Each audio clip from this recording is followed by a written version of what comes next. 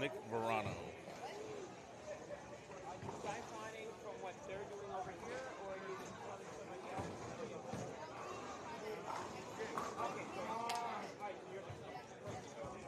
just wanted to make sure.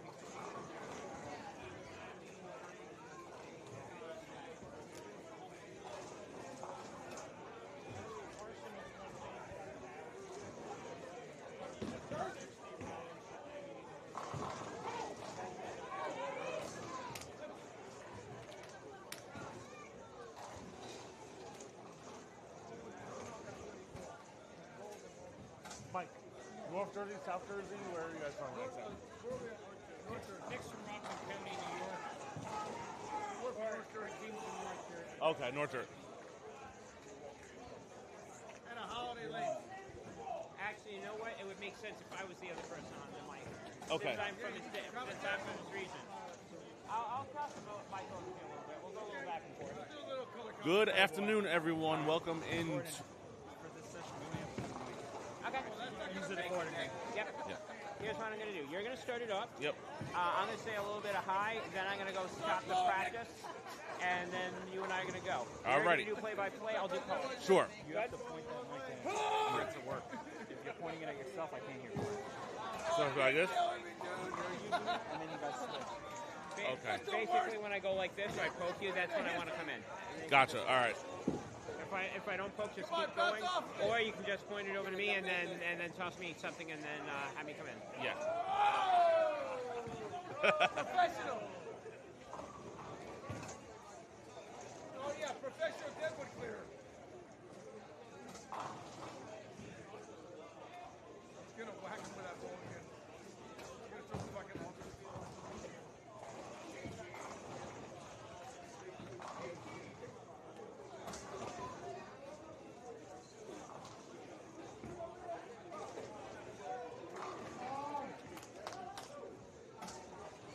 All right, we're ready? All right, I'm going to stop practice, and you can... All right, welcome everyone to the Storm contract match here at UBA Battle Bowl 16 in beautiful Newcastle, Delaware, Bowlerama Lanes. My name is Kenny Latham. I will be joined shortly by Gordon Pepper, and we will be covering this match between the winner, quote-unquote, but third-place finisher of the men's open last night, Nick Verano, representing Rogue from North Jersey, against Storm Rotogrip staffer, PBA Pro, PBA champion, Stuart Williams. So this will be a best-of-7 match. If Nick happens to win 4 games, before Stu wins 4 games, Nick will win himself a Storm contract. He will be a Storm staffer for a full year.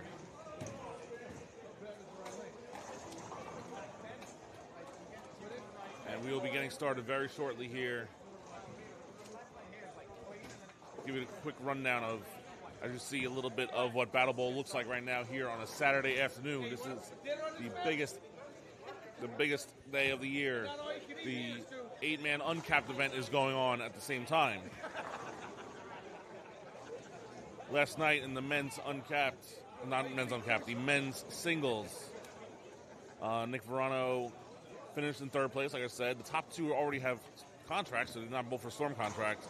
Nick did shoot for 4 games, a 10-13. As Stu Williams starts off on the left lane, and he starts off with 10 back. That gremlin's coming to get you. And on the right lane, we're going to get our first look at Nick Verano.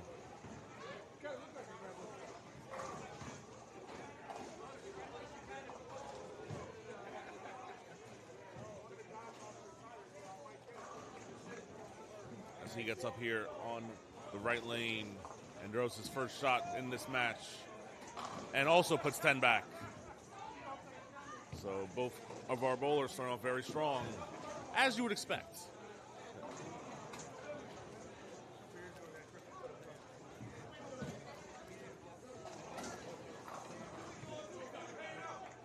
Once again, I will be joined shortly by Mr. Gordon Pepper, who will join me here in the commentary booth for this match. Again, best of 7. If Nick wins, he will win himself a Storm contract.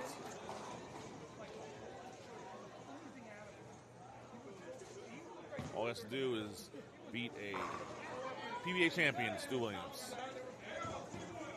All right, Nick's second going. Looks like he missed a little left there, came in very high, leaves himself a 6-pin. Gordon, how are you? Hello, everybody. I am doing good. How you doing, Kenny? Doing really good. Second frame, both started. First frame, 10 back. Nick, this shot, little left target. Came in very, drew the nose, 6-pin. Still makeable. Well, one of the things that I have heard, I'm not sure how accurate this is, he comes from a generation of a family of Veranos, a lot of which have contracts to companies. Nick, the only one that does not have a contract yet to a bowling ball rep. That could very well change later on today, should within the next 7 games that Nick bowls, he wins 4 of them. Yes. Stu's second frame gets a little bit of a weak 10-pin, and all he can do is laugh it up. So I've been watching, Stu's been around. He's been in Battle Bowl before. Not his first time at Battle Bowl. Correct. If anything, makes him more dangerous because he knows what to expect.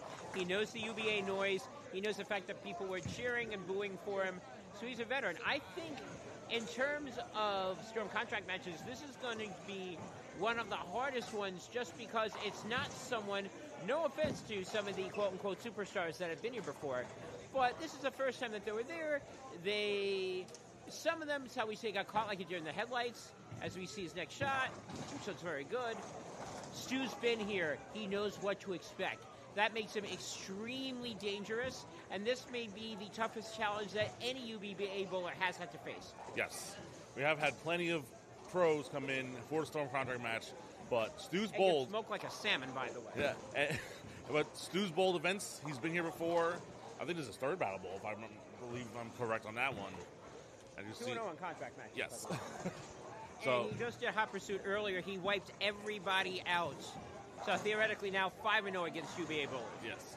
And see if we make 6-0 as you see Verano here with a 7-pin on his 3rd attempt. So in the history of Storm contract matches, how many times has the UBA bowler won that Storm contract? Not many. I think 2, maybe 3 that I remember off the top of my head. Yeah, I know some have been close. I think Brad Angelo, one of the first times we did it, went full 7 games against, was that Money Webster against him? Correct, yeah. Yes. I believe you are correct, sir. Toronto right now with a strike and 2 spares. Here's my question to you about Stu Williams.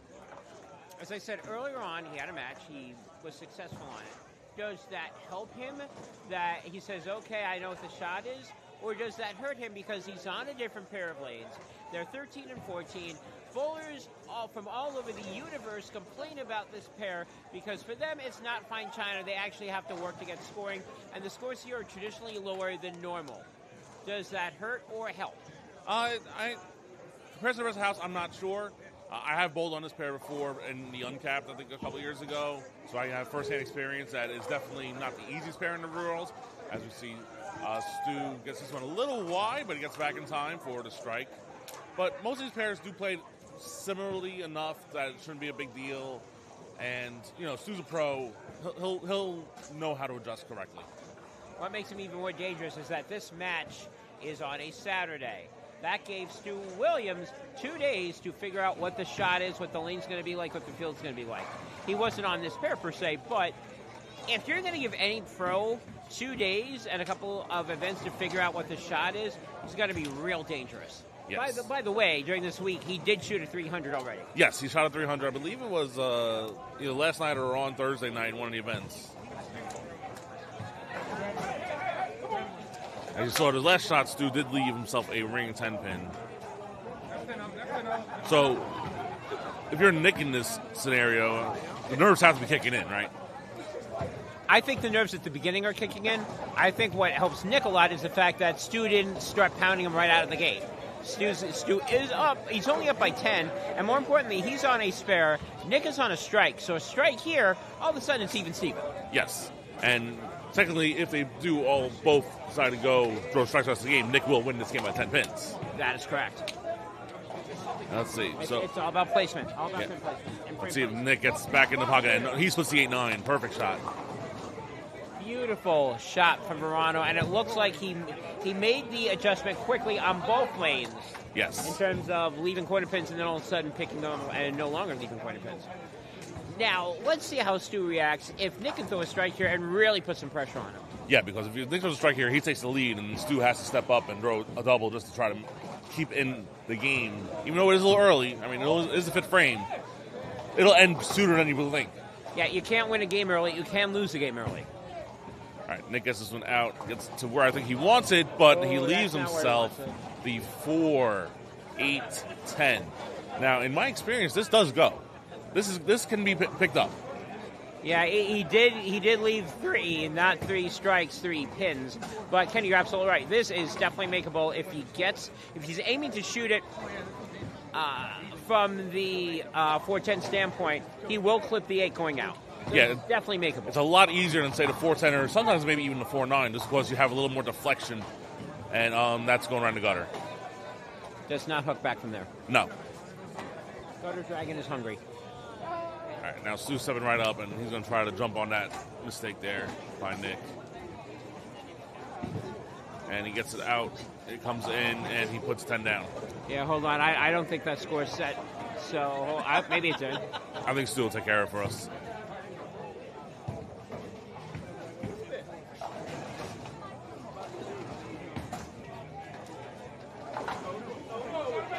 Yeah, this is a really dangerous frame right now for Nick Verano in Game 1. If Stu can double, that puts a lot of pressure on Nick, and what makes it harder is that he's running out of frames this game. Yeah, this is a 7 frame. This double, it'll be about a 19 pin, maybe 29 pin game.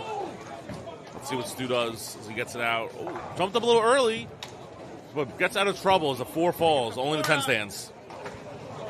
4 does fall. Nick's got to be breathing a little bit of relief here. He's got a shot to get right back into this one just because past 4 frames Stu has not been able to carry. Going Dutch goes 20 across, not 30. So Nick can start getting some carry. He will be able to get himself back into this one. Oh! Now he really has a shot to get back into this one. Yes. Don't stop the car! Whoops. And that should help ease Nick's nerves a little bit, seeing that, even someone like Stu can miss a 10 pin and, make things a little easier for him. It's a little drafty in this bowling alley because when it's a door, not a door, when it's a jar, all of a sudden, if Verano goes out, he wins. He'll win 230, 227. Yes. So this strike can be a big strike, and it is. But the double, I think, is more important than the first one here. Completely. Strike gets him back into it. Double gives him the lead. And again, as we said, more importantly, if he gets the double here in the 8th, Stewart cannot shut him out. Best that Stewart can do is a 227. Nick can go out again, 230, and he cannot be stopped. There's nothing that Stu can do about it. Correct. If they both go all strikes, Nick will win this game by 3 pins and take a 1-0 lead in this match. And for confidence, that would be absolutely huge. Oh, yes, absolutely. All right, Nick steps up here in the 8th frame, gets it right where he wants it, and gets 10 down. Huge strike from Verano. That will definitely calm the nerves down. Also, major change and atonement for what he did the last time he was on lane 13. Yeah. I think he's seeing a point where he really can't afford to miss left or right. He has to be pretty accurate. Even though this is a house shot, it is not playing like a super easy one, per se. I can speak from first-hand experience on that, as Stu pitches his 8th frame for a strike, and if he wants to put maximum pressure on Nick here, he will need to strike in the 9th frame. I think striking the 9th frame is going to be mandatory. If he does not throw a strike, all of a sudden Nick's going to be real relaxed, and then also he does not have to go out the door. He can afford to make a non-strike, not a mistake, but a non-strike somewhere along the way. Yeah. It looks like Stu did try a different ball here and leaves himself with 2-8-10. Shades of what Nick Verano did a little bit earlier over on lane 13. Sure, the 2 is not the 4. However, the same amount of damage is going to be done. And this could cost Stu game 1. Yeah, so he gets only 2 here. And he can go out for 195 now. Nick only needs to stay clean, I believe, because he has 230. Yes, if he stays clean, he will win game 1. Yeah, 2 marks with good count will put him high 190s, 200. And as you said, best that Stu can do is a 195. Yes. And if Nick strikes here, you can say he knows what's at stake. He knows he has an opening here. If he can steal this first game here, it can set the tone for a very interesting best-of-7 match.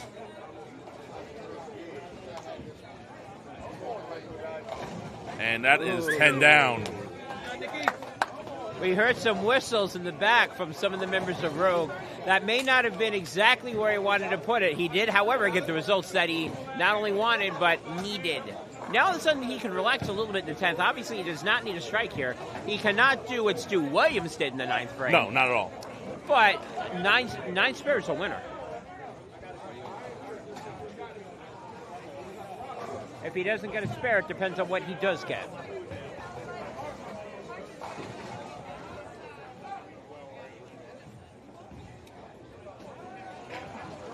And Nick steps up to win the first game, and he gets them all down to go. So Nick will win game 1 over Stu Williams.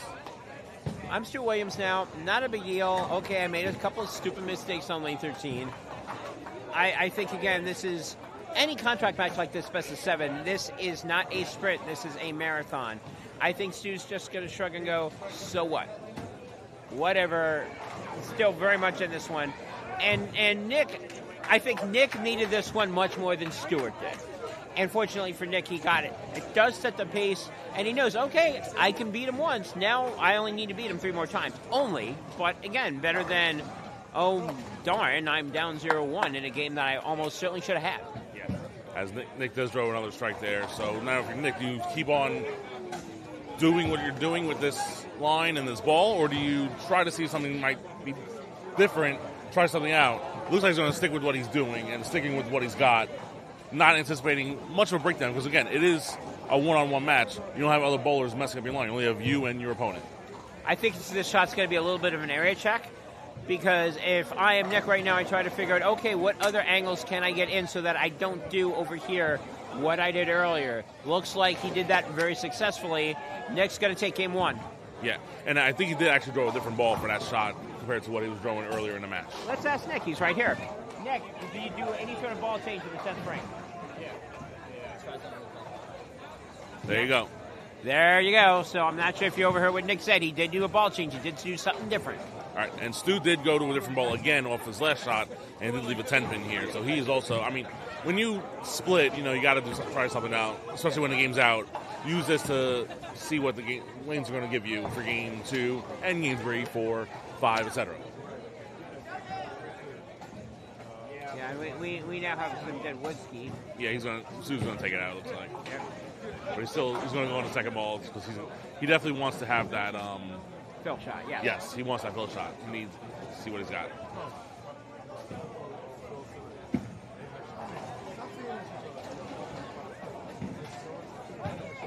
So, fill shot's there. He's going to take another shot. There is no doubt in my mind, and I think you agree with me, that he's going to use a different ball. He's going to do something different.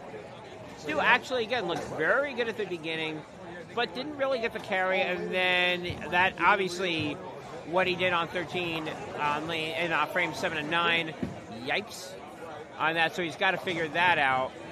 Didn't like that one either, so he's got a little bit of work to do. At the end of game 1, Nick Verano, the challenger, 230, Stu Williams, 183, Rogue up 1-0.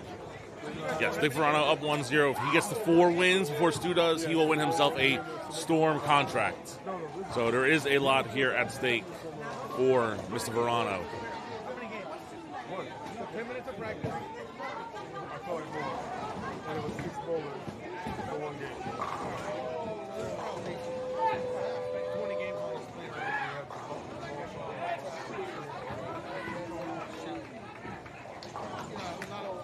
I don't know what they're trying to do, but they're trying to do something.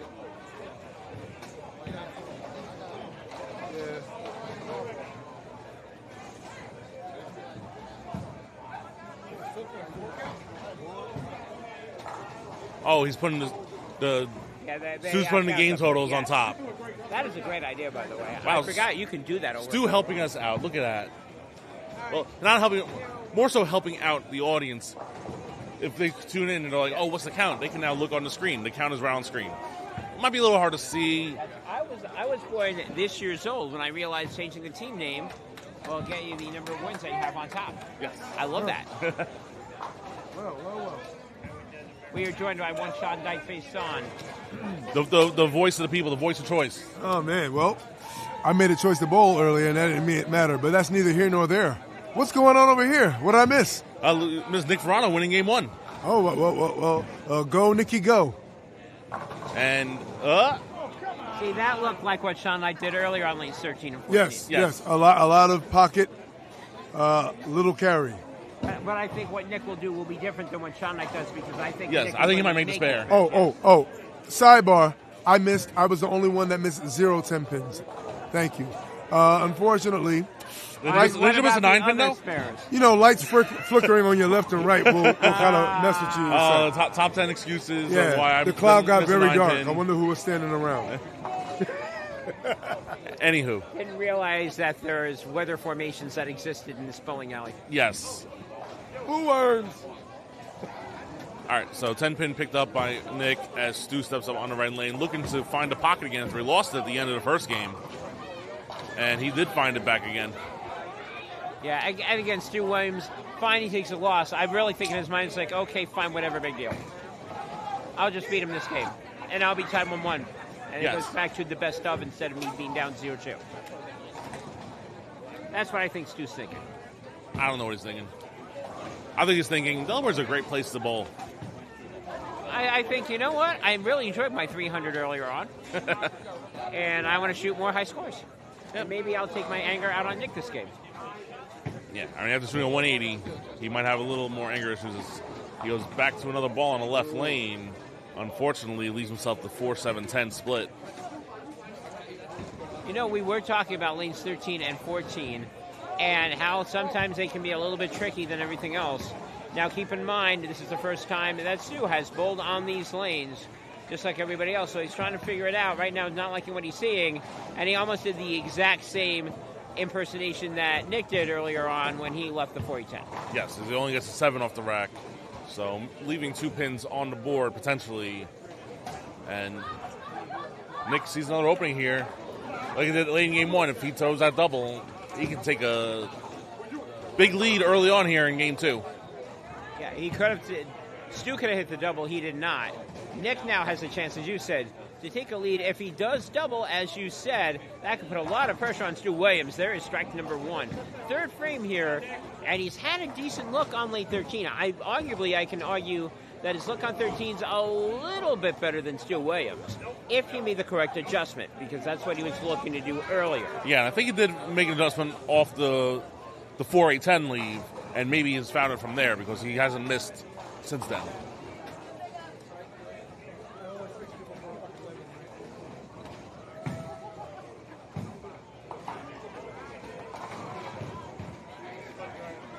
All right, Nick steps up here, gets it out, gets it in, and leaves a weak 10 pin. It's a weak 10 pin, but it is makeable. He did not leave any friends to go along with the 10 pin. Correct. So I personally think he does have a better look than Stu does over on 13. Obviously, not too confident in that look either. Both bowlers struggling on that lane, and I really think Game 2 is going to be decided on who can figure out lane 13 first. Yes, I believe so too. Though I do think Nick has the better look at the moment. But if Stu finds that look on the left lane, it could turn the tide in the match real quick. As Stu steps up here on the right lane, now he's back in a position where, you know, he'll still be down after this frame, but if he strikes here, he can get it close. And unfortunately, the 9-pin stands. A little bit of a break for Verano right now. As I said, I think he's got the better look. If this match is not a carry contest and it becomes a spare-making contest and a grind, you've got to go with the bowler that's got the early lead. In this case, it's Verano by 14. Stu Williams, despite the spare, won't catch up to him because both bowlers are on spares as we go into the 4th frame. If you just joined us, challenger Nick Verano up 1-0 over Stu Williams. And you can see it over here. We have the running game totals up on the top corner on the screens. So you can see what's going on. And right now what's going on is Stu Williams not getting any looks on the carry. Nick Verano certainly has, or at least has gotten a better look. Although, I just said that there's a strike. yes, I think that was what Stu was looking for. He was looking for the right spot for that ball specifically, and it is definitely finally found where he wants to put it. But we'll see next time he's on 13 if he can continue putting it where it needs to be. All about placement right now at this point. Stu thinks he's got something. Again, the bigger issue, which he thinks he's figured out, is lane 13. Now he's also got to keep 14 going on. Last time he was there at 9 spare.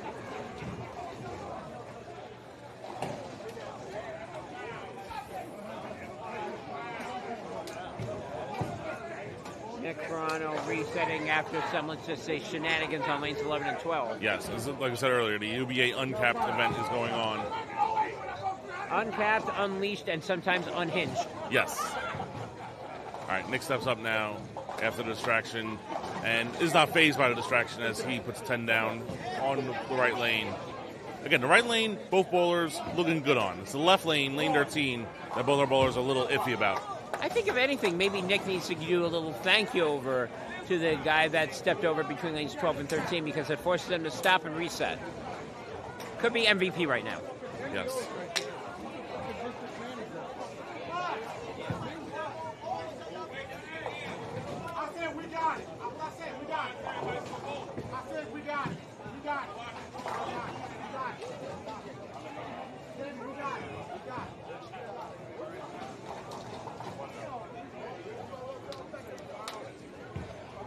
All right, Nick steps up in here in the left lane.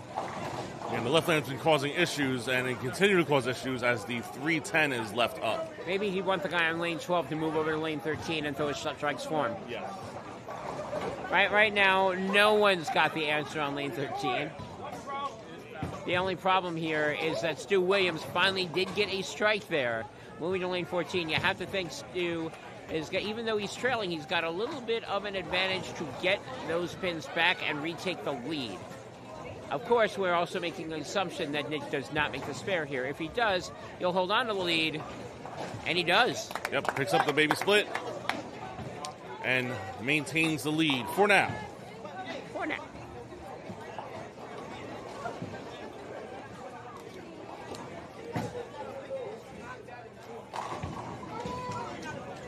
All right, Stu steps on the right lane.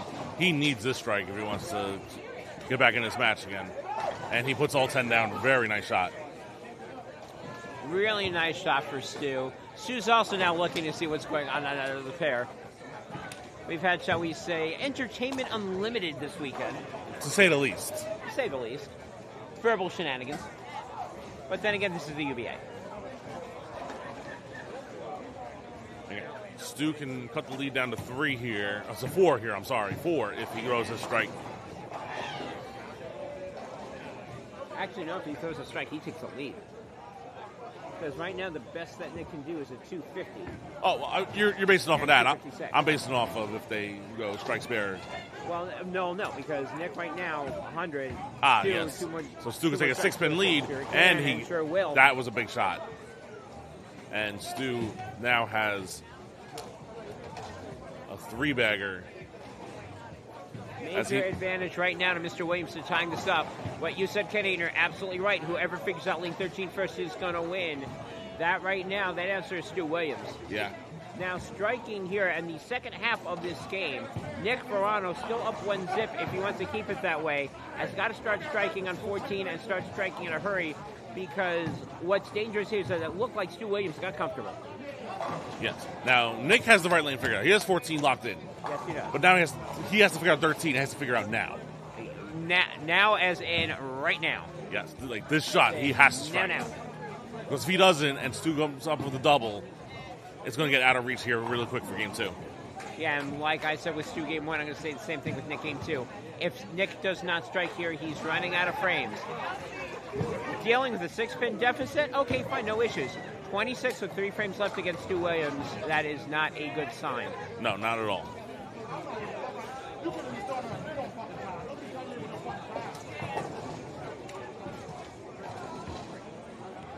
All right, big shot here from Nick Verano on the left lane. The lane that's been causing issues for both bowlers here. Let's see if he can figure it out. And, that sounded good, and it looks even better. Definitely needed that one. Without question. That is actually the first. Yeah, that's the first time this game that Nick Verano's thrown a strike on lane 13. Yes.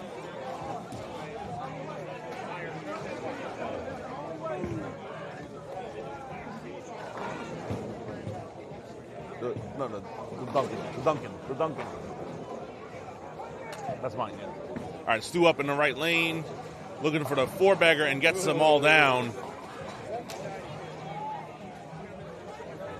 A little bit sloppy, but it's still effective. And now Stu sits on the left lane. You can see it is now exactly a 6-pin game. Stu is up by 6. What I said earlier about Nick Verano, I'm not going to say about Stu Williams here. If Stu Williams throws a strike in the 8th, he will maintain the lead. Nick cannot shut him out. And then Stu will be able to see exactly what he needs after Nick Verano completes the 8th and 9th frame. But that's, of course, hinging on if Stu throws this strike here. And he gets it out, and it comes back. Nice shot.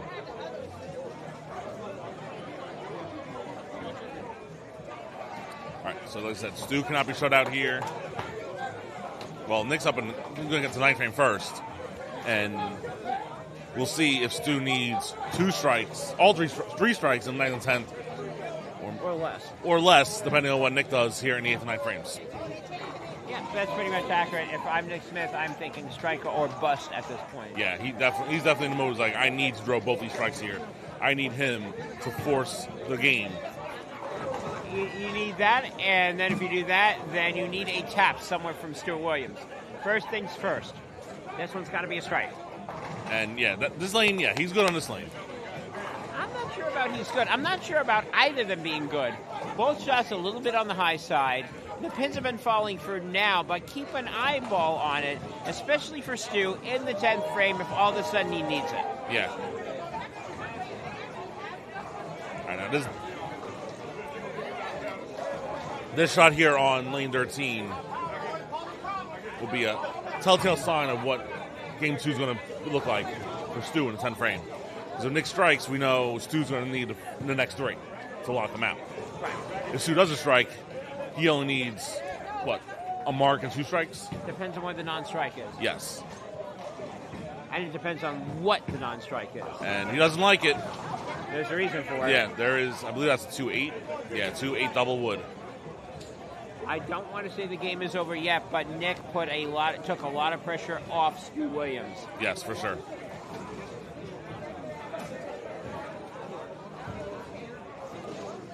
Best Nick can do is a 228.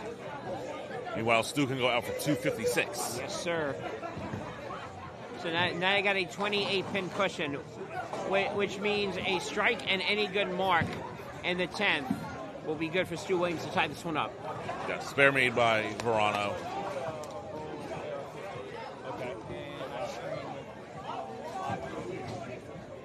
Yeah, Verano's not happy about that shot, and he knows it. Yeah. All right, Stu's going to step on the right lane. He just needs this strike and good enough count in the 10th to lock things up, and he puts 10 back, splitting the 8-9. Yeah, this one's over. Yeah, Stu just needs count now, and he'll win this game. Well, he needs a mark. So it's not over. Yes. He needs a mark, though. Can't leave anything weird. I'm trying to do math here about what 9 open is. 9 open, I think, may be good enough. But if it's not 9 open, if it's, as you said, if he leaves anything weird, he's got to clean it up. But that's not anything weird. That's nothing he left. Yeah, or in this case, he doesn't need anything because strike wins. Yeah. So this game will be tied up. This match will be tied up 1 game apiece. So now he's got himself a best of 5 here.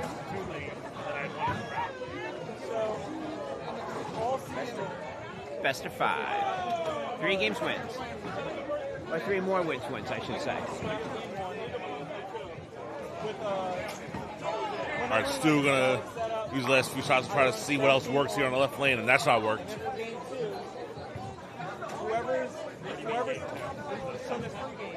Yeah, we're going to be tied 1 game apiece. And any issues that Stu had on either lane 13 or 14, He has clearly worked out. I still think lane 14 could be an issue if you decide to go a little bit higher rather than a mix.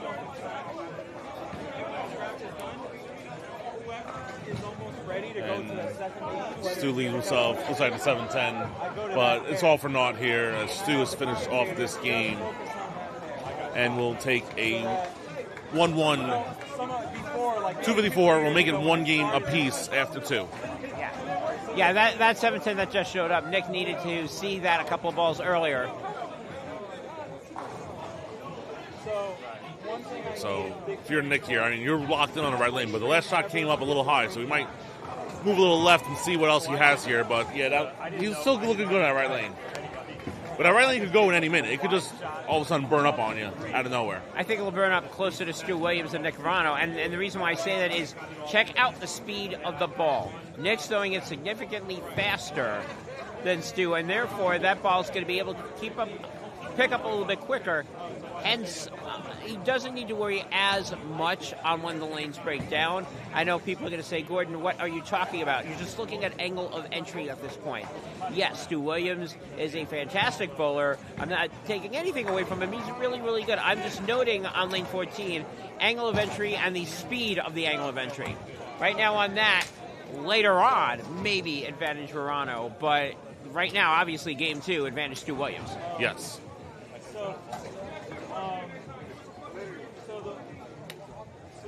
There's two ways that I think the shortstop. Sometimes I shoot shortstops exactly the way I'm doing it, like this. Yeah. I'll do scratch, just like this. I'll shoot scratch. So now I know that Nick tried he's trying 2 different balls here, seeing which ball is best. But he just tried all 3 shots with 3 different balls on the right lane. Yeah, and that last one was a nice mixer. Let's see if he goes into that. But at the end of game 2, Stu Williams, 254. Waiting on the final result here. Nick Verano, 228. We're tied, 1-1. Ever since I've been working on UBA since 2010, All right, both our bowlers coming back here. We're going to start game 3 up. We'll see what our bowlers are going to do. Again, one game apiece. We're essentially now looking at a best of 5 between our 2 bowlers. Again, the winner of this match, well, if Nick wins this match, he will earn himself a Storm contract. A well-deserved Storm contract if you're going to knock out Stu Williams. Yes, Stu will start things up here on the left lane. So, you know my thoughts in terms of how I see this match progressing. Who's got, obviously, tied 1 piece, so no one has the current advantage, but who do you think is going to have the future advantage? Like I said, you said something about it. If the lanes break down, it might hurt Stu more because he has a slower ball speed. But I think Stu also has more experience, so I think that if the lanes do break down in a certain way, Stu will find the way to adjust to it quicker than Nick will, as Stu starts off with a strike on lane 13. I'm in complete agreement with you on that, by the way. I think the breakdown will go quicker first for Stu, but I think he will figure it out quicker versus when it happens for Nick. Correct. Completely in agreement with you on that. That being said, I think this game's going to be a strike fest, personally. Of course it is. For both bowlers. I think you had a little bit of a grinding game too, but I think that's gone. I think Stu's figured it out. I think Nick's definitely figured out lane 14. If lane 13 is now tamed instead of being squirrely, we could see 279 being a losing score here. Yes, we very well could. So we saw, not the highest scores, like I said, we saw 180 from Stu and then a 220 from Nick both games. I think, yeah, exactly. The 180 and then you had the 228. Those are your losing scores. Your higher losing score. I think your losing score this game is going to be higher than 228. I agree with you there. Yeah. Nick coming back with a different ball again. Okay. But this might be just for the left lane here. I don't disagree with you. Yeah. It certainly looks like both lanes are playing it different from each other. Yes. And we'll see if Nick finds the line here on the left lane. He's moving in and Found a good line, but unfortunately left a 9. Squirrel. I mean, that was a good shot. I think It was a really good shot. Yeah. We're talking about squirrely lanes before. And we talk about how lane 13 has been squirrely. Lane 14 has been the one that I feel that both bowlers have better control over. I definitely feel that Nick, especially with all the ball changes on 14, has got a much better look on 14 than 13. That being said, should it have been a strike? Absolutely. yeah. Difference is going in this match, and it's definitely this game in terms of carries, it's going to come down to millimeters. I mean, that's what bowling is. Yes. Yay bowling. So we have to develop like a one-man show version. All right, Stu steps up on the right lane. Well, here's the And, yeah, he hasn't missed much, if at all, in the last about 10 shots. If you noticed, he made a little bit of an adjustment, noting where the ball is going, angle of entry. Yes. Maybe he overheard me, but if he keeps it there, that's going to stay for a little bit. If Stu is taking lessons from you, If Stu's taking lessons from me, that's one sign of the apocalypse right there. Yes, I'd like to exactly. point that out. I am not claiming to be a pro bowling ball expert by any stretch of the imagination. I'm just commenting what I'm seeing, and I'm seeing it's different. yeah, he definitely is moving in the ball a lot more in right now, anticipating probably the move. But unfortunately, I think on that shot, the move was just too much too early, and the ball didn't quite have the correct entry angle on that one specific shot. And no problem on the 10 pin this time. One thing that I'm going to say, obviously there have been opens. Neither bowler has missed a makeable spare. Stu didn't miss the 10 pin. I'm sorry, I take that back. Thank you for proving me wrong. All right, it happened once on this match. Mark it down. August 10th, 2025. Kenny Latham proved Gordon Pepper wrong. There's been more times. First time in, we don't know, about 14 years, 15 years. Maybe second. Battle Bowl 2. Going all the way back to Battle Bowl 2. I love it. So, like, the fact that I can... Anyway, Nick steps up here on the right lane. This is the good lane for him, but unfortunately, that was not a good shot. No. That was a bad shot. That skirted out of his OMC. One thing that you're noticing off of Nick, when he throws a bad shot, body language, he knows it. Yeah. But It's not like when you get to that level in terms of how good you are as a bowler, if you throw a shot and you know it's bad, you can just read the body language immediately like, no, that's not a strike. I'm going to go down and figure out how to make this fair. yeah, if it was a shot he thought was good and that left that, you see like his arms shrug. I was doing that a lot yesterday. I was like, what's going on here? Spare made though, makes the 4-8, which can be tricky, especially when you hook at it, but he did make it. Yeah, you can't have 2.5 Right hours. now, a slight edge for Stu Williams. So up by around 10 pins. It's early, especially because neither bowler right now is carrying. They're both on spares. I mean, yeah, that's just recency bias though, because they carried a lot at the end of the second game. Second game was a carry contest. First game was we're going to try to figure out what we're doing. And maybe I was a little bit hasty in saying I did not think this was not just a grind game, but an adjustment game. Maybe this is an adjustment game, and we got a ball. Whoop. Little foot issue here. Gonna see what's going on. The salty tears of bowlers that Stu Williams has beaten earlier on in Battle Bowl may have protruded on the lanes 13 and 14. Oh, okay. We're going there, aren't we? Plus people getting stuck. Am I going there? Sure, we got time to fill. All right, Nick steps up here on lane 13, the tough lane as we've known, and gets out and leaves a nasty 10 pin. That was a good shot. I thought it was a good shot. I think that's one of the shots where you're saying that Nick is now shrugging his shoulders and be like, well... Yeah, that's just a bad break, bringing 10 pin. Yep. That's part of life when it comes to bowling.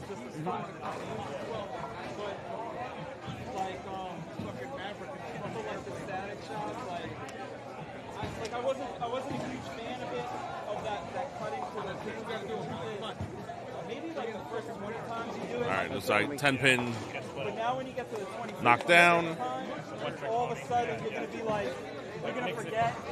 And even though he doesn't have any strikes yet, Stu still needs to Also forget the timing. Yeah. not make any hiccups here. He needs to keep the pedal to the metal and gets it out, gets it in, and gets 10 down. Yeah, I don't think either of us think that 180-190 is going to be a winning score here. No, I don't think so. So I think we both think Nick is going to figure it out, and he's going to double, and that means Stu, if he wants to get the upper hand, needs to figure it out and double first. That being said, if he does it here, now he's looking at a 20-pin lead, approximately, over Nick. Yeah, so Stu doesn't want to put a small hammer early on here in the third game. He needs to strike here. And the slow wheel is starting to work for Stu's favor here, as that was a perfect shot. If you notice, Stu is starting on that left side, and he's throwing it on the left-hand side. He's letting the ball hook in. A little bit different than how Nick's playing the lanes. Yeah, he's playing much more in than Nick is right now. Nick's definitely more in the, I wouldn't say the middle lane. He's further right of middle, but Stu's definitely using all the oil that he can. Nick gets his ball out really wide and leaves another 9-pin. Yeah, I thought the breakdown was going to happen for Stu first. It hasn't. It's happened for Nick first. That despite what I thought was a really good look over at the end of the second game with all the ball changes. Yeah, so I mean the ball looks like it's working. It's just that he's just coming in a little high and left those 2 9-pins, and then he's also left a 10-pin this game. I just look at it from like when it's a really big. But no issue on the 9-pin. And then getting that look on their face. But Nick definitely needs to start striking and start striking fast if he wants to stay in this game, specifically this game. Yeah, 4 spares do not beat two doubles surrounded by a spare. So right now it looks like 23-pin difference between Nick and Stu, and Nick's got to figure out how to make up those 23 pins in the second half of Game 3. If you just joined us, we are tied 1 game apiece. Challenger took Game 1. Contract holder took Game 2. And now Nick has not been able to strike on either lane, which is bad because the last 2 frames that Stu Williams has been bowling on, he's found strikes in both spots. So that we can set someone on one side without interrupting gameplay. Small things like that. But all right, well listen, I'm very interested. All right, Nick stepping up for another 10-pin, and this one a little further left of where I think he was most comfortable, but he gets it done. And now Stu will step up and trying to put a hammerlock on Game 3. Even though it's only halfway done, it could be put out of reach real quick if he doubles here. I'm not sure if it's going to be a hammerlock, but he's going to put, I agree with you, he's going to put a dump truck load of pressure on Nick Verano, especially if this one hits, and it will not. 7 pins. 7-pin stands up. Even a little light. Where do you live? Oh, I live in Brooklyn, New York. Oh my God. How long did it take you? Oh no, I flew there. Stu did have a reaction. I didn't quite hear what he said. I think he was talking to some of the Storm guys that are here. But 7-pin does stand.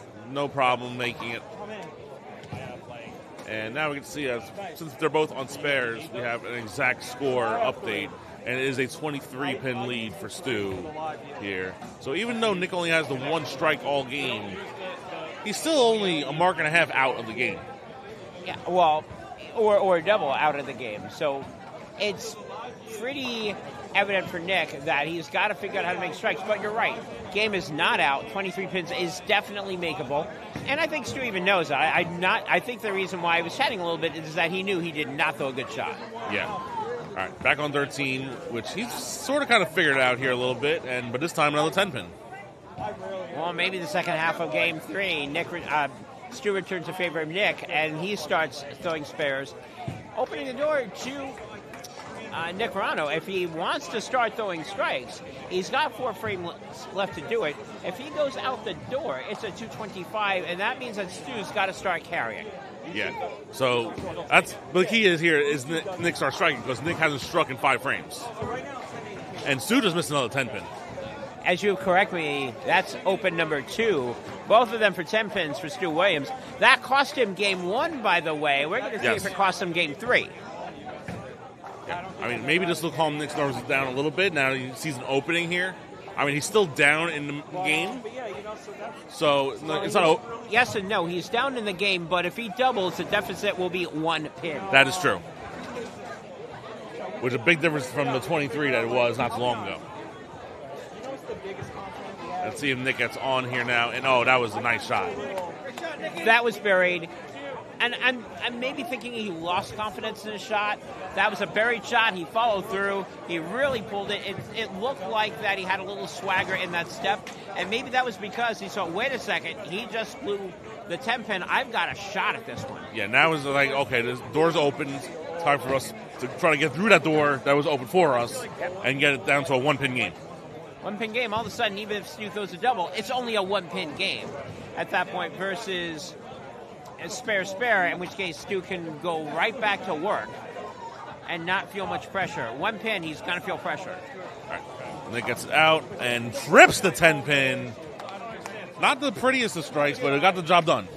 Is it just me, or are both bowlers playing completely different on lane 13 than it is on 14? I believe 13, Nick Verano all the way on the left-hand side, 14 sort of on the right-hand side. Yeah, they're both playing much further left. Oh, I've been dang. working with UBA for so long. Well, that's what we in the business call So I have a title. a Randy or a Chris. We hear Randy from the commentators behind us, the unpaid commentators. Yeah. We have a lot of unpaid commentators here. we call them A, the fans, and B, sometimes the crazy gallery. Yes. But that atmosphere is always lovable. That's a great thing about a UBA That's the best part of UBA is hearing all the commentary from the back. It's the crazy gallery, yes. All right. Oh, he's doing that all the way out on the left-hand side, and still. Yeah, that was a little for that. And you can see he's starting to lose a little bit of the swagger that he had earlier in this game because he knows now he just lost the lead. Not only does he lose the lead, if he decides that he wants to be just as generous in this frame as he was in the 7th frame, he'll be giving not just the spare away, but the game away. And he's going to overcompensate. Oh, no, he does not. I was about to say, oh, no, he may overcompensate on that. Ooh. My miss left instead of missing right, but he made it, though. He did make it. All right. It's just like, yeah. But So the question is, has the damage been done in this game? Well, Nick needs a strike here. Nick throws a strike, he takes the lead. If he spares, he cannot shut Stu out this game. Correct.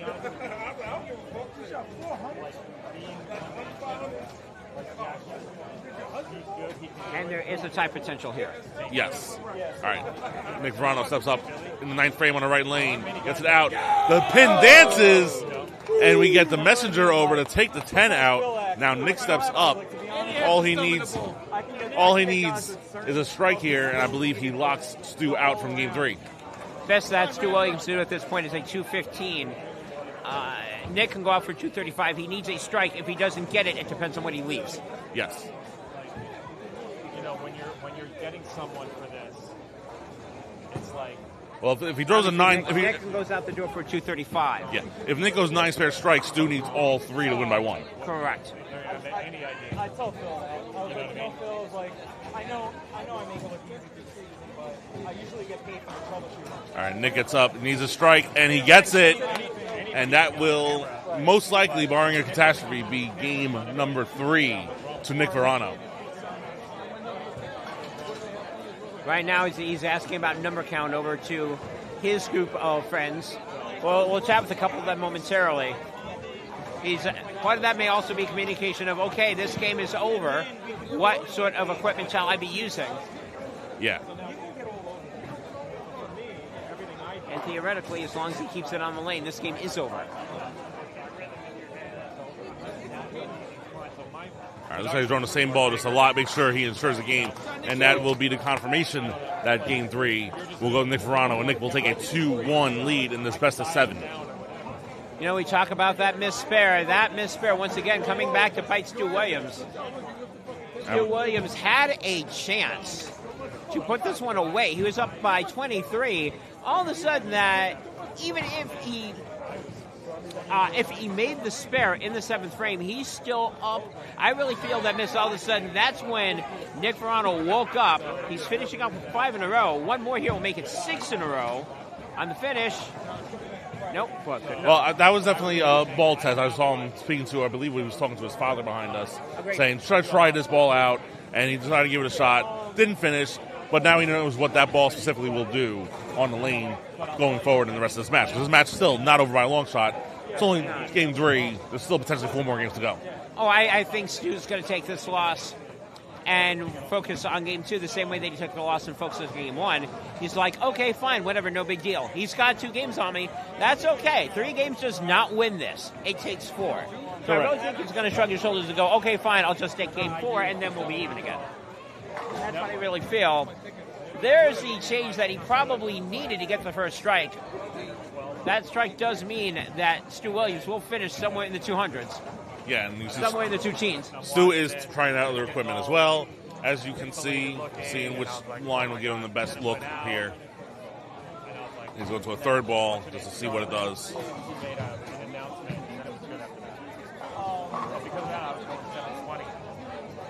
But I wasn't happy with that. I had the 1 camera on the 3, and triple to 4 pin. Right on the scratch. I think he would rather prefer those breaks for when they really matter, like not when the game's out. Yeah, I think he would have preferred that in the 7th frame. Right. At the end of game 3, Nick Verano 233, Stu Williams 213. Challenger up 2-1. Yes, challenger Nick Verano, representing Rogue again, North Jersey, home of Gordon Pepper.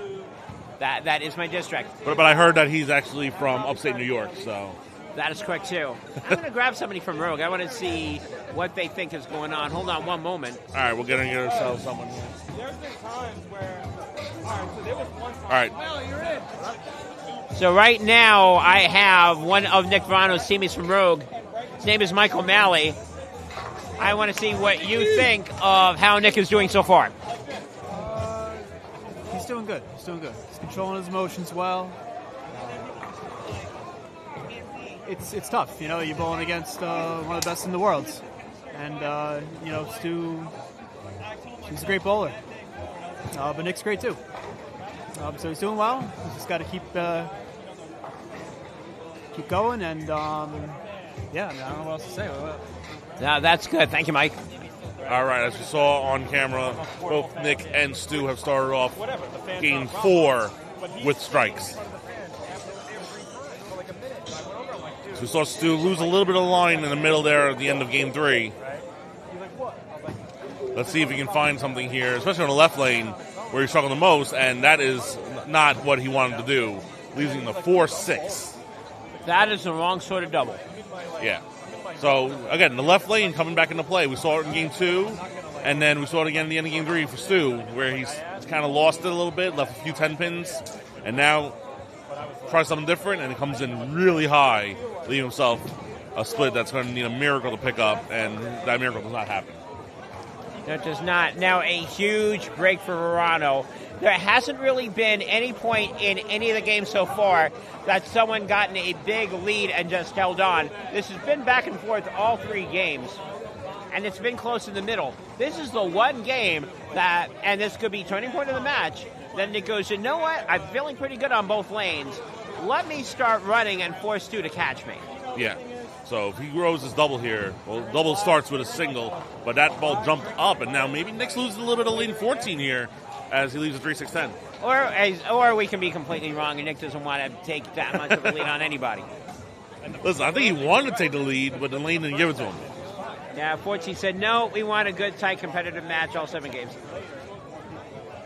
Here's a 3-6-10 for you. Go figure me out. Yeah, 3-6-10, always a very tricky, like it looks easy, but it's very tricky to pick up. So nothing's a given here. Let's see how Nick attacks it. And he's going to throw a little bit of a fast hook at it and no problems. Yeah, I think speed is going to be key here for Nick, especially with all the shots that he's playing. And I say that in a good way, not a bad.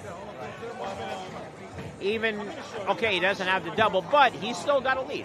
He's got a 12-pin lead over Stu Williams going into the 3rd frame. Yeah, all because Stu did draw that split as opposed to a spare. So it could be potentially 12 pins if a strike happens here. I think it goes up maybe this high. I'm trying to get as high as possible. I'll get those. When do you need those legs? for the right. tonight. Verano steps up again, playing very deep now on the left lane and gets all 10 down. Beautiful shot from Verano. That ball was buried.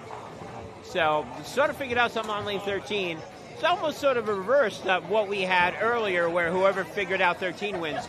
Now it could be whoever figures out 14 wins. Yeah, well, Stu's having trouble on 13. Nick might be having trouble on 14. Stu's striking again on 14. So Stu right now trying to figure out the left lane. Nick just has to figure out the right lane, especially at the last shot. You're going to set up your psychiatry office. They're going to sit down. Kenny Latham, I have a problem with the left-hand side.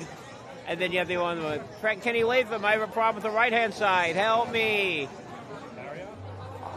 Right lane versus left lane. Yeah, well, let's see if Stu figures out his left lane, like we said. He left the split here last time. He did. He's leaving way in and comes in very light, but gets the light mixer to fall. Hey, hot mom! I want to show you, like, she's hot mom! All right, on the right lane, Nick Verano will step up. Last shot, he left himself a 3-6-10 here. Let's see if he makes the correct an adjustment off of this. So will Nick move left and play on line on 14, similar to what he's playing on 13? Because, again, last time on 14, he came in very high, leaving a 3-6-10. And it looks like he moved left a little bit, not a ton, and came in high again. So that right lane is starting to give Nick a little bit of problems overhooking for him. Yeah, to answer that question, the answer is nope. In terms of did Nick figure out lane 14. Yeah. Now, a spare will at least minimize the damage because, again, Stu opened in the second frame.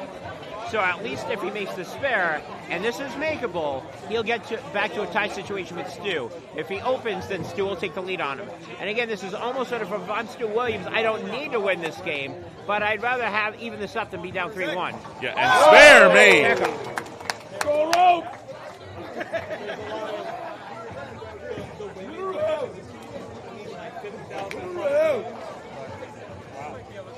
So big spare there for Verano, as if he missed that, his hole would be even deeper. He's in a little bit of hole now because he made the spare there.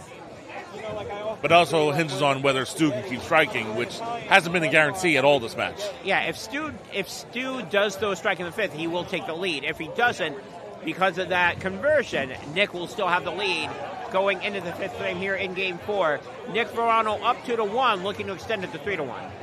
Yeah. So this is the line that Nick has, and yeah, he's locked in on his left lane. So left lane, I bet if these two bowlers had the option, Nick would stay on the left lane all match and Stu on the right lane all match, and they might shoot 300 each.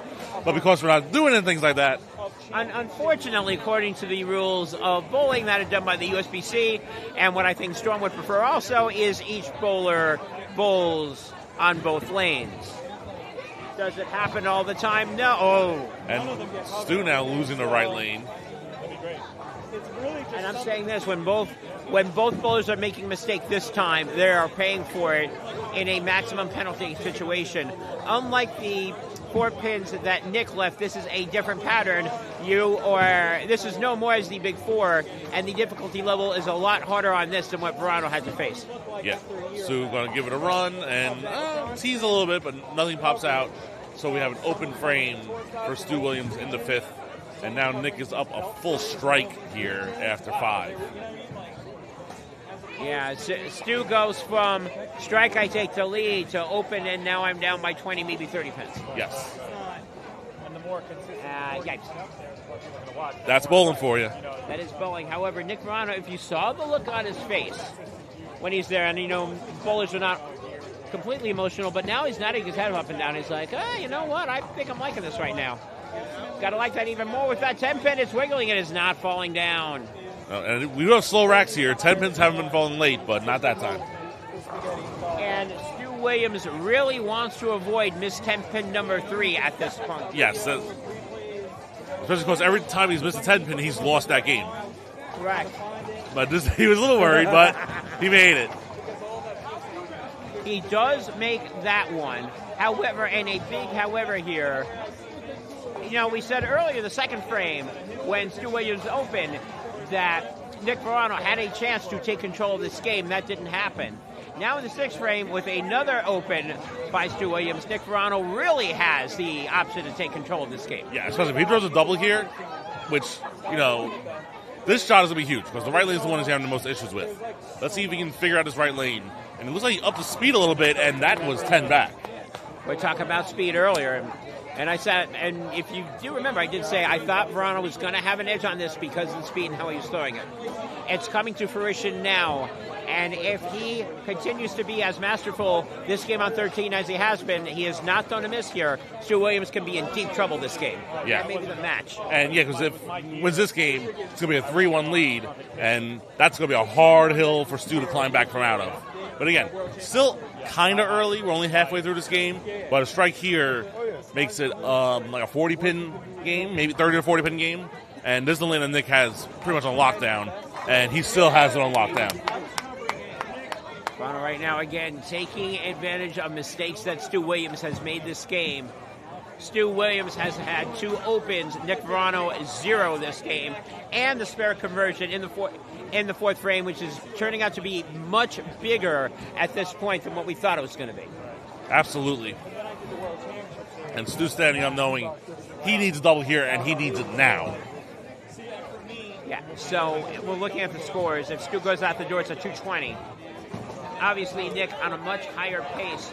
And the bigger problem with Stu is that a couple more strikes, and Nick may not need a mark coming down the stretch. Obviously, he still needs marks and strikes now, but he's starting to widen the gap.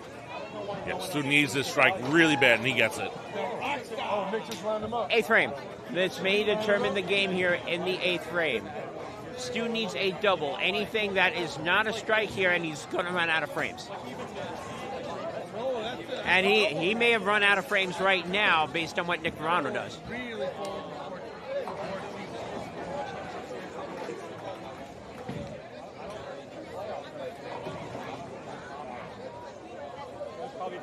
All right, Stu stepping up with a must-strike scenario here. And came in and he got it. So big shot that quote-unquote stops the bleeding. He is down 40 pins. However, a little bit of pressure now on Verano's side because now he's staring at a double. He does have to continue striking. This game is not over. However, a couple more strikes, it will be. 8th and 9th, obviously, he will not be stopped in the 10th frame. And more importantly for him, he will not need a mark. Yeah, so there's a big strike here for Nick if he wants to try to put this match away. And this is the trouble lane, and unfortunately the 10-pin stands up.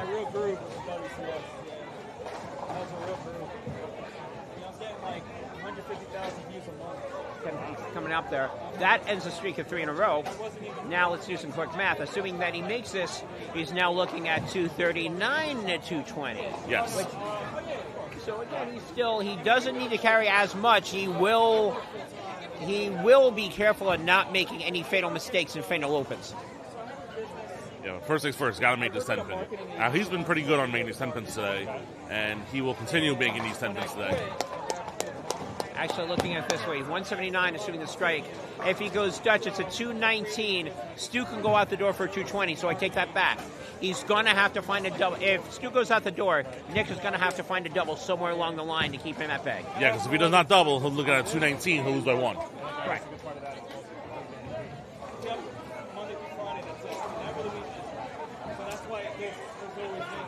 Nick Verano, right now, big shot here in the 9th frame. Because again, if this is not a strike, Stu Williams can come out the door and possibly beat him. Ooh. That was his good lane. He came in very fast. I think he overthrew that one a little bit and leaves a 2-8. Yeah, I was going to continue saying, if he doesn't throw a strike, Stu can go beat him depending on what he leaves. That is not the easiest spare in the world to make. If he does make it 227, he still cannot get shut out by Stu Williams. The restaurant is now up and running.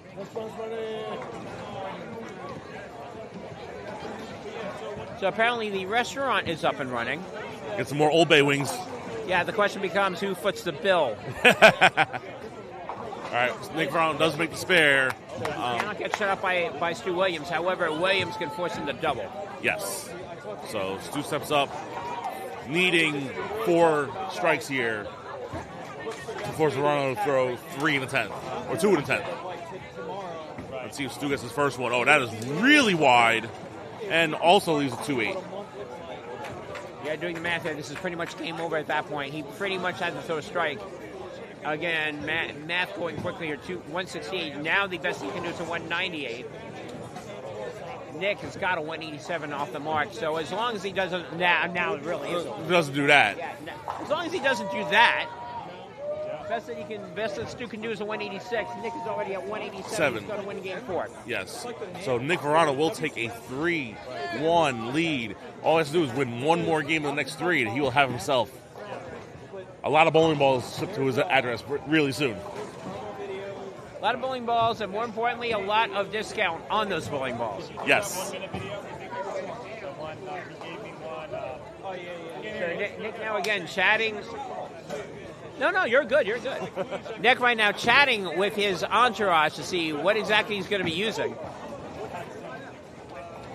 Stu's going to make the spare. Obviously, no pressure on Nick. So now they're chatting about what bowling ball to use and what's going on. Meanwhile, now I'm going to pull Michael O'Malley over here. I feel like I'm hovering over you. Come closer. Can I sit in your seat, Gordon, or is that okay? No, because this is I don't like leaning over you. I feel like I'm encroaching on your privacy.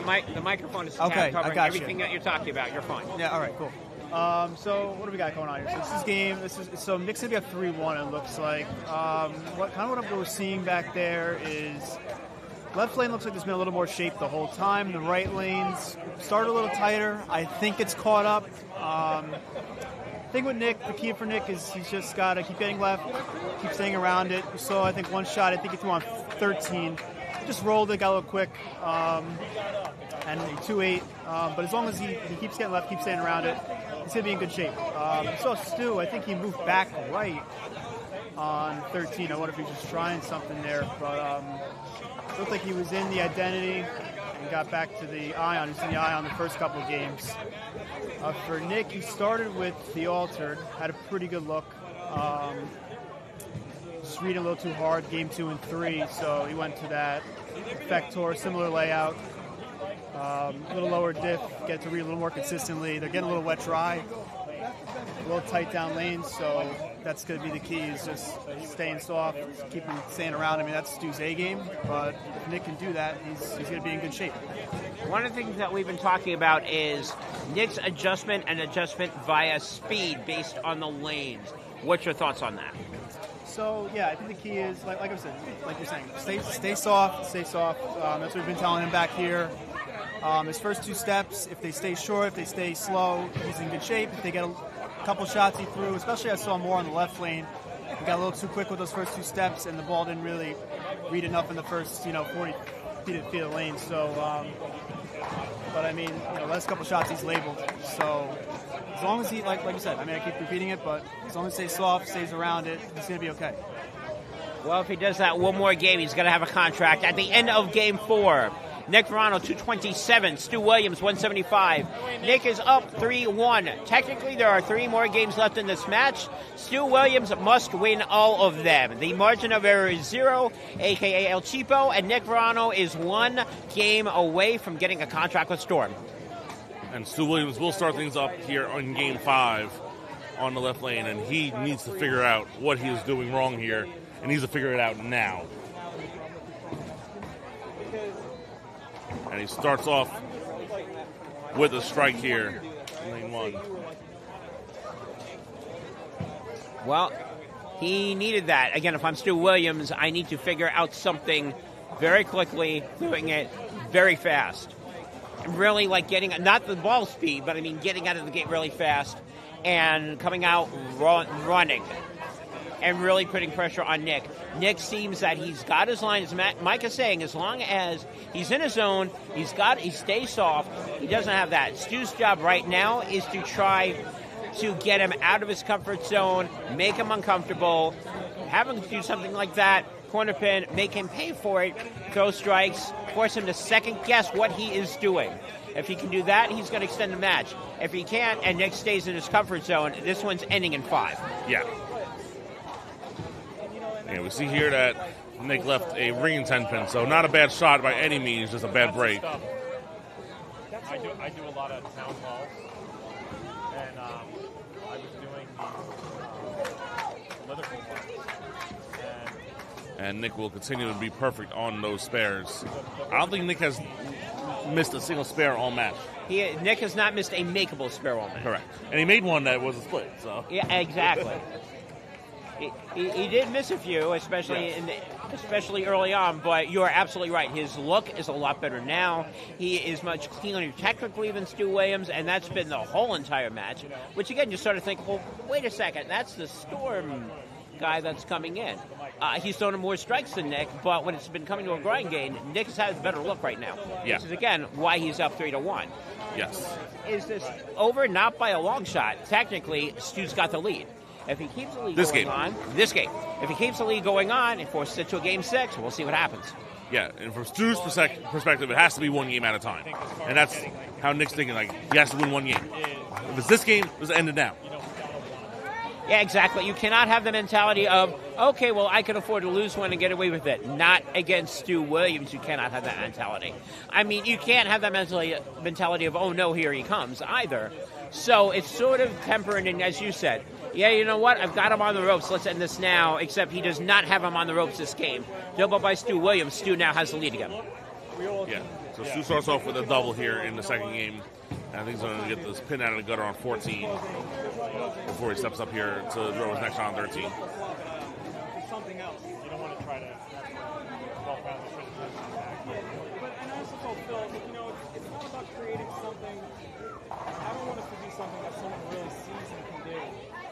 You know, like it's nice to have someone that's seasoned, but then you can have like a guy that's not so seasoned. Right. Just to kind of, you know, you need people. You see Stu Williams throwing the ball in there. That knocks him down. That one once again cleared. We've seen that a couple of times this match. Yes. You put it in like a two-pager so everyone knows, like, all right, you start off like this, but look right here. Right. Like something. All right, Stu knows he needs to win 3 in a row, but in order to win 3 in a row, you got to win the first one. Got to win the first. Right now, Stu Williams, so far so good. And the look can always be different. Unless we figure out that look, right? Like, let's say Stu with his third frame pitched. He doesn't like it that much, and he leaves himself a 10-pin. And we know how Stu's been dealing with 10 pins today. Has not been that good. Well, all the 10 pins issues that he's had has been on lane 13, and his pickup percentage on 10 pins on lane 13. He's gotten some. He has not gotten more than half yet. No, I think he's 2 for 4 right now, or maybe 3 for 5, but now he's about 4 for 6. Well, 3 for 5, if you're going to ask about misses, yes, he's missed 3 of them. So now he's at 500.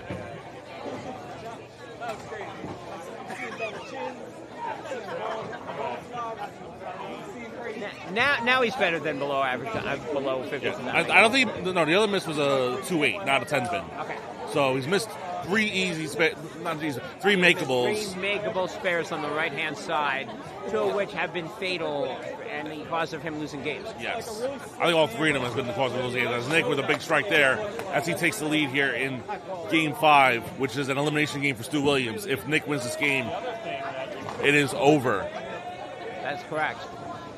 Now, if he keeps the lead, will depend on what he does in this frame.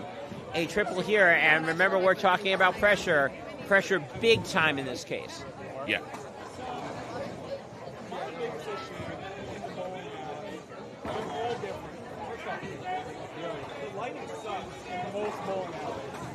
All right, Nick's up on his left lane. He's kind of had a pretty good look on this left lane for the most part. He had one errant shot last game, but for the most part, he's been all right. And he gets a light mixer to carry the 7-pin here in frame 4. He now has a turkey in the middle here after a spare to start off. So far, so good for Verano. Again, spare 3. It's got the lead. We're talking about pressure here. Now, pressure's on Stu Williams. And Stu with a 9-pin that does not go down. And I can read lips. I'm not going to repeat what he said. He did not say Happy Labor Day. No, he did not.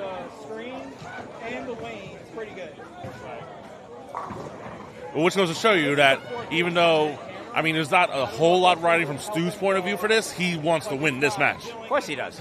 I mean, he's swinging Stu Williams. The last thing he wants to do is be giving a contract out to anybody. Yeah.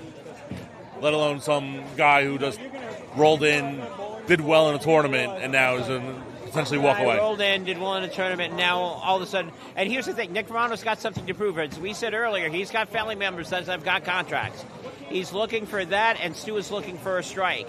Nick is one step closer to objective number one. Stu is that much further with his third straight one-pin spare that he's got to attempt. 2 out of the 3, 10 pins. Yes.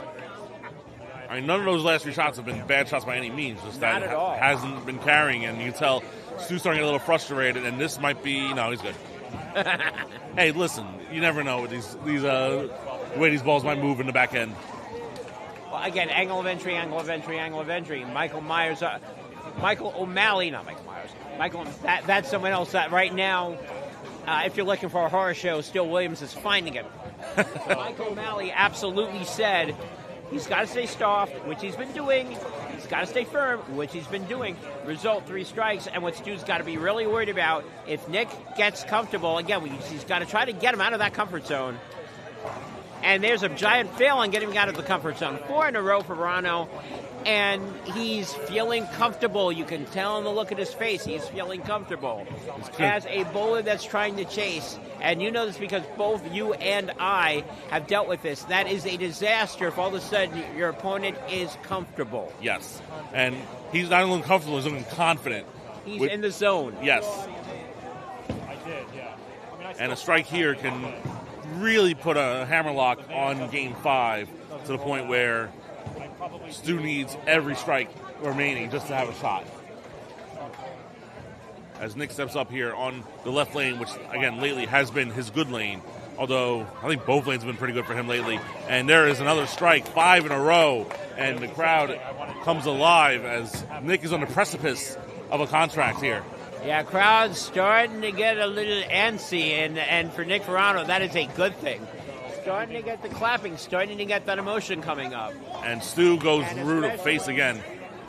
And I think from the body, I think Stu is already at the point where I think he's packing it in here. Body language. Yes, the body language says it all, and you can tell Stu is really lamenting what he's been doing, and it's not feeling confident right now.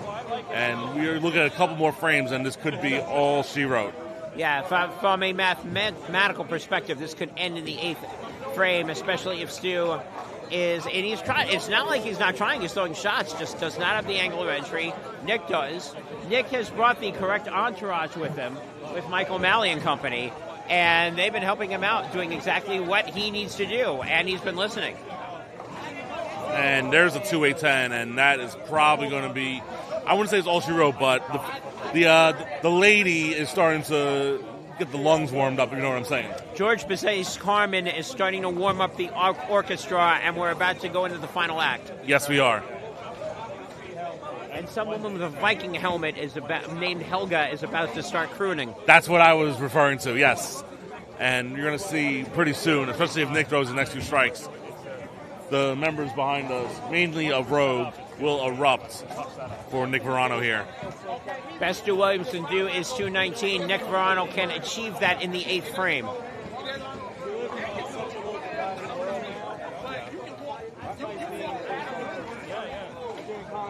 right, Nick steps up to try to pretty much ice down Game 5, end the match here.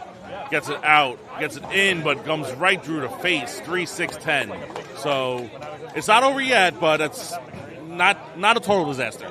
Right now, he's not at the point that he needs to carry. He is at the point that all he's got to do is stay clean, and he's got it. Yeah, my math is correct here. Yeah, right now he's in the 230 range. The best that Stu Williams could do, 219 if he goes out the door. when I was in the playoffs, 2 guys got each other's face. But then I'm looking See if at Nick can make the spare again. He's made every makeable spare in every game so far, and I don't think that's changing here as he makes that spare here. And he's 1 strike away from potentially putting it to a point where all he has to do is keep it on the lane. Well, he's three marks away. But he's 3 marks away from doing that. Obviously, if he opens, that opens the door for Stu Williams to get right back into this one. But as you said, everything that is a makeable spare, he's been able to make. So there hasn't been any issues on that end.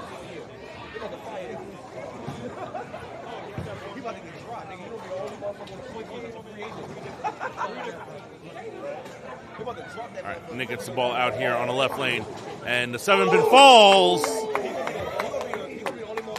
I can see some emotion. We got a fist bump out of that. Yep, and Stu 7 up. I think this might be the end here because I don't know if Stu's going to be. Yeah, another 9-pin here for Stu. Here comes the celebration. Yes, we're going to see a big celebration here very soon here. Also, Nick will finish the game here, and we'll have a nice little bit of glory for himself and from his friends and teammates behind us here, as he is going to earn himself a Storm contract by beating Stu Williams 4-1, barring an absolute catastrophe. We're not even looking at a total catastrophe. We're looking at an absolute catastrophe. And even that might not be enough. If he wins, he's going to win 4-1. Yeah. A convincing win. We can now say it is official now. Yeah, I'm trying to think I don't think there's ever been a sweep. I think the biggest victory in this on the contract match has been 4-1. For either way.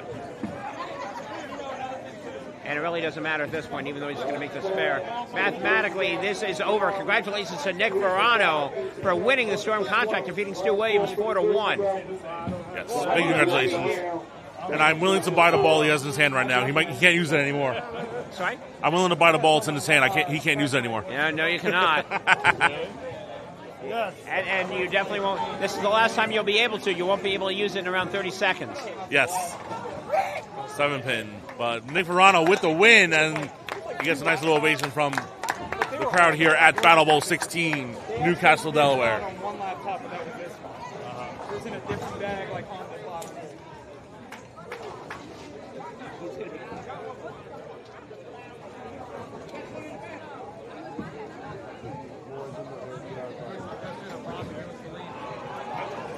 I got one.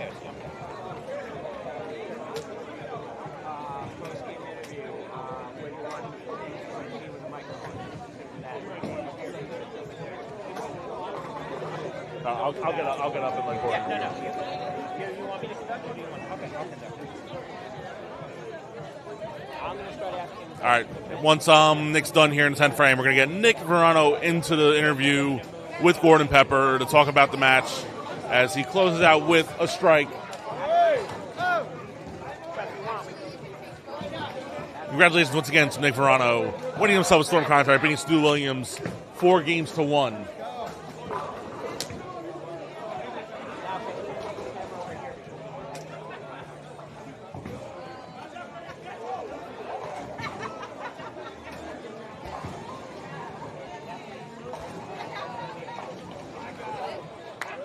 I've got that microphone is. Oh, Gordon. If they're going to do it, Right?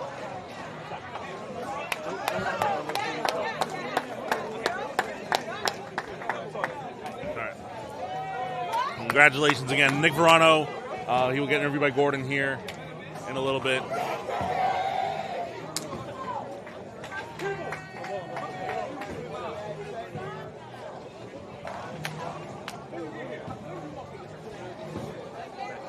So we're going to turn things over.